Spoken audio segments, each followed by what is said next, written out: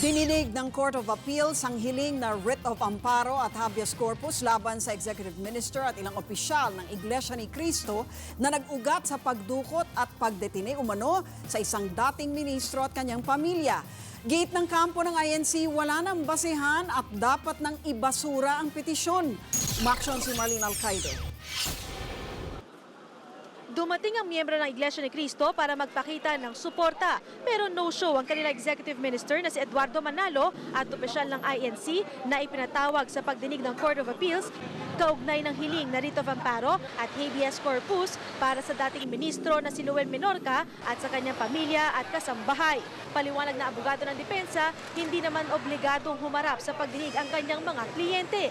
Sabay giit na dapat nang ibasura ang petisyon laban kina Manalo. Ang pamilya Menorca kasi na dinukot umano at ikinulong ng pamunuan ng INC, kompleto naman daw na humarap sa hearing. Kaya moot and academic na raw ang hiling na writ of habeas corpus. Hindi na rin daw kailangan ng writ of amparo dahil para lamang ito sa mga nanganganib at nangangailangan ng proteksyon. Pero gate na abogado ni Menorca, tuloy pa rin ang harassment sa pamilya ng dating ministro. Kanina nga raw, sinubukan pang kunin ng sinasabing taga-CIDG ang kasambahay na si Abigail Yanson. May sumugod po doon sa kasama namin, si Miss Abigail Yanson, at pilit kinukuha. Inakbayan po siya ng isang nakaputi at later on napag-alaman namin na siya ay isang officer daw ng CIDG. Yes, habang naglalakad po kami.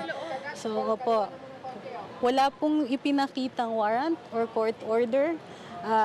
Na hindi po namin alam kung paano sila pinapasok, pero maliwanag po na may panggagamit po dito. So umiiyak si Abby kasi sabi niya maliwanag na kinakasangkapan daw ang kanyang ina. So hindi na nagpaunlak ng panayam abogado ng depensa. Pero sa pagdinig kanina, sinabi niyang ang lumapit daw ay nanay ng kasambahay na gusto lang daw sanang yumakap sa anak pero pinigilan. Pero ang kasambahay pinatotohanan na may nagtangkang kumuha sa kanya. Dagdag pa na abogado ni Menorca, bahagi ng pananakot ang umuugong daw na pag-aresto ng NBI sa kanyang kliyente. Ang isa lang ang interpretation namin dito, tuloy po ang paghaharas at maliwanag na kakailanganin talaga namin ng writ of amparo.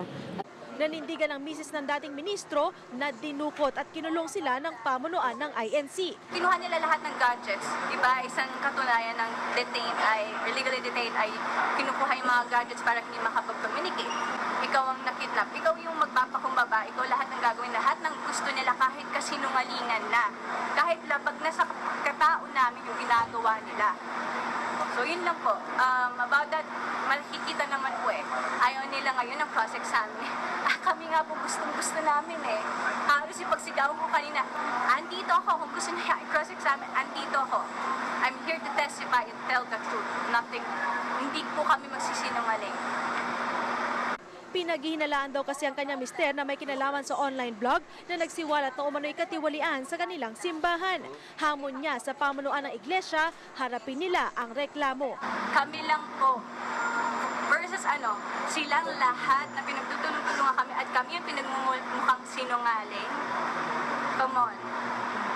Mag-testify kayo, humarap kayo, para malaman natin sino yung nagsasabi ng totoo.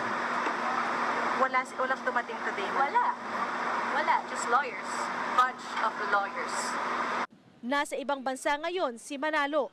Sa pahayag naman ng tagapagsalita ng INC, kumpiyansa raw silang malilinis ang pangalan ng kanilang mga opisyal.